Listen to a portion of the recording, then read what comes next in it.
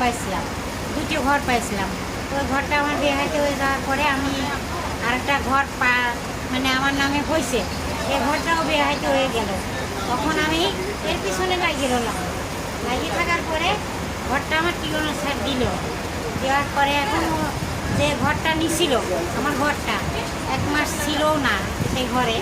5 মাস ঘরে তালা দেওয়ার পরে আমাকে টিকনো স্যার ঘরে উঠে দেয়। দেওয়ার পরে এরা আমাকে জ্বালায়, এখনও জ্বালায়। আমি লাউড দিয়ে ওনাদের শোনাইছি যে দেখো কি বলতেছে, ঘরটা কিন্তু আমার, 10 নম্বর ঘরটাই আমার। এটা নিয়ে আর কি জ্ঞানজাম এখনও চলছে।